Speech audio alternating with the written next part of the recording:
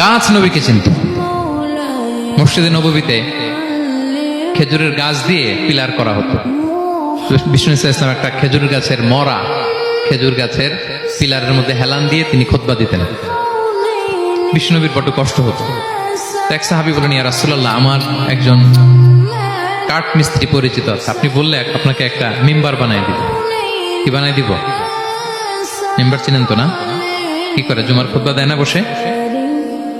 সাহাবী বলে, ইয়া রাসূলুল্লাহ, আমার এক কাঠ মিস্ত্রি আছে, আমি একটা মিম্বার বানাই দিব আপনাকে, আরাম হবে, বসে বসে খুতবা দেবেন। বিষ্ণু ইসলাম বলেন, ঠিক আছে, নিয়ে আসো।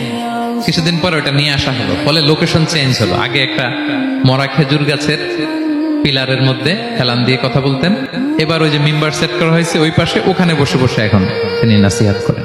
একদিন আলোচনা করার সময় হঠাৎ সাহাবারা কান্নার আওয়াজ শুনতে পেল। কিসের আওয়াজ? সহিহ বুখারীর বর্ণনা। কান্নার আওয়াজ শুনতে পেলেন, তাও 10 মাস গর্ভধারিণী উটের কান্নার আওয়াজের মতো। সাহাবারা ভয় পেয়ে গেলেন, কোনো উঠতো না, এটা মসজিদ, মসজিদের ভিতরে কান্নার আওয়াজ। বিষ্ণু ইসলাম বুঝতে পারলেন। তিনি মিম্বার থেকে নেমে যে ওই যে আগে যেই মরা খেজুর গাছের পিলার মধ্যে হেলান দিয়ে ওয়াজ করতেন, ওই পিলারটারে আদর করতে আরম্ভ করলেন। বিষ্ণু ইসলাম হাত দিয়ে যখন আদর করলেন, সাকানাত, তার কান্না বন্ধ হয়ে গেল। তখন বিষ্ণু ইসলাম বললেন যে, তোমরা বুঝতে পারোনি এটা কিসের আওয়াজ? এটা হচ্ছে ওই মরা খেজুর গাছের আওয়াজ। আমার বিরহে, আমাকে যে পায় না, তার গায়ে আমার পিঠ মোবারক লাগিয়ে আমি ওয়াজ করতাম, আমার বিরহে মরা খেজুর গাছ থেকে কান্নার শব্দ এসেছে।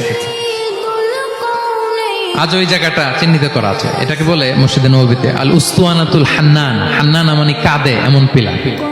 সুবহানাল্লাহ বিহামদিহি। তাহলে পাথর বিষ্ণু ইসলামকে সালাম দিয়েছে, প্রাণী বিষ্ণু ইসলামের সাথে কথা বলেছে, মরা গাছ খেজুরের গাছ বিষ্ণু নবীর বিরহে কেঁদেছে। সুবহানাল্লাহ বিহামদিহি।